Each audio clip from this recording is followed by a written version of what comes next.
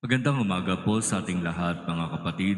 Magandang umaga din po, Father. Sa panahon pa rin ng Pasko, patuloy tayong nagninilay sa kung ano ang inaasahan natin sa muling pagdating ng ating Panginoon.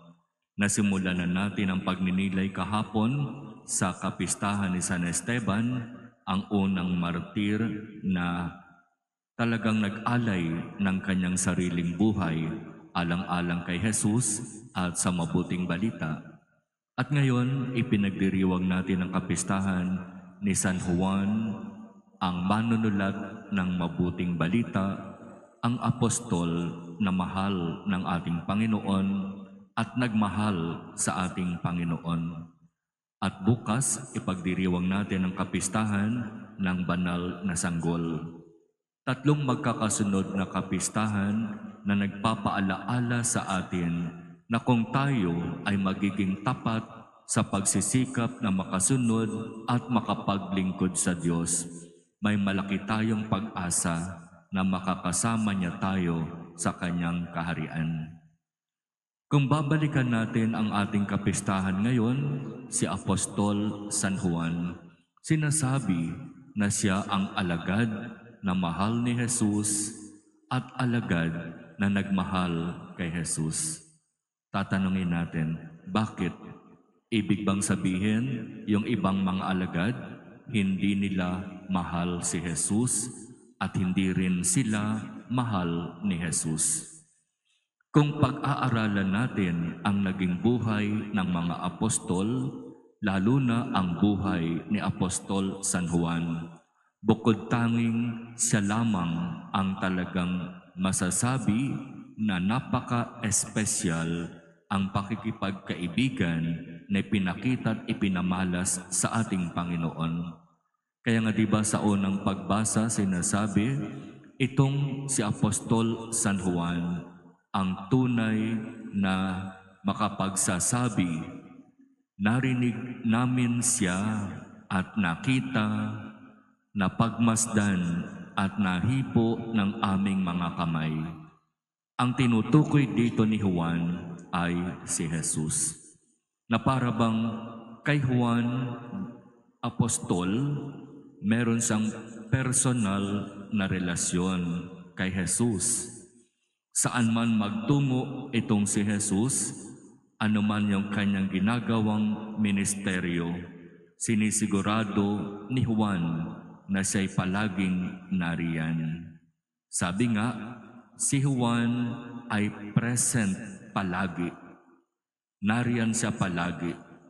At kung saan man pupunta si Jesus sa kanyang mga personal at importanteng mga lakad, kasama palagi si Juan. Si Juan ay masasabi natin na isang apostol na personally in touch with Jesus. Hindi sa yung out of touch, yung missing in action. Si Juan present palagi at malinaw yon sa kanya na dahil si Jesus ang itinuring niya talagang kaibigan, Panginoon at tagapagligtas, sinigurado niya na ang kanyang buong sarili, ang kanyang buong buhay ay ilalaan niya at ibibigay niya kay Jesus at sa kanyang misyon.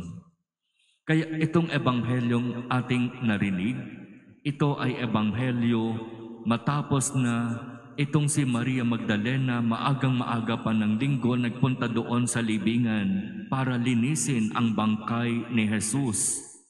Pero nagulat siya kasi wala na doon yung bangkay.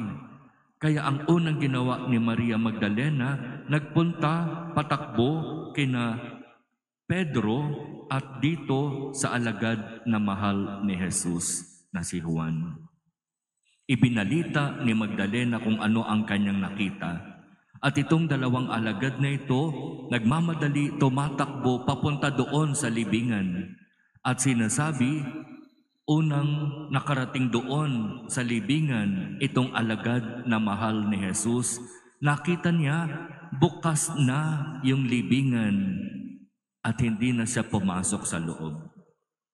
Samantalang itong si Pedro pagdating, dire-diretso doon sa loob ng libingan at hinanap nasaan ang bangkay ng Panginoon.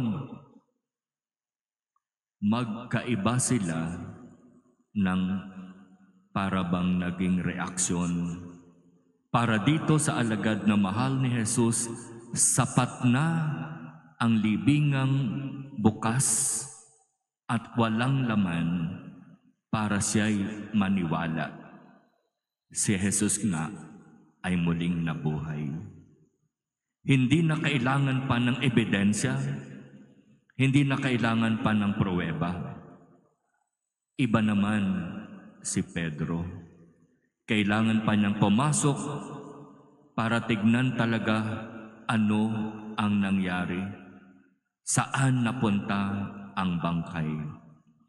Kaya sabi ng Ebanghelyo, ang alagad na mahal ni Jesus ay tunay na sumasampalataya sa Kanya.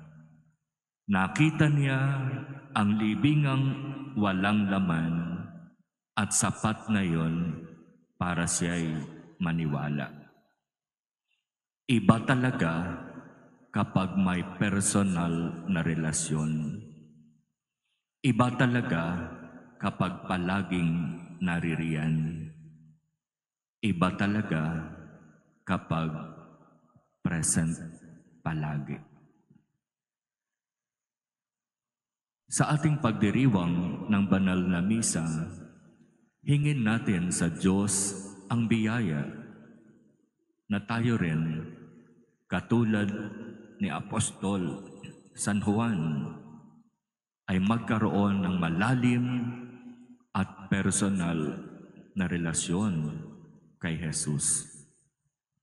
Kailangan natin ito para talaga tayo ay makasiguro na hindi niya tayo pababayaan at ipagkakalob niya palagi yung ating mga pangangailangan at kahit na doon sa kamatayan, tayo ay tanggapin niya sa kanyang kaharian. Sabi ni Apostol San Juan sa unang pagbasa, "Mga pinakamamahal, sumusulat ako sa inyo tungkol kay Jesus na sa simula pa'y siya na, ang salita na nagbibigay buhay. Narinig ko siya, nakita, napagmasdan, at nahipo ng aking mga kamay. At dahil dito, ako'y may credibility na ipahayag si Jesus nga ang Panginoon at tagapagligtas at siya'y muling nabuhay." Credible witness. Yan ang kailangan natin. Hindi natin kailangan yung representative. Hindi natin kailangan yung proxy.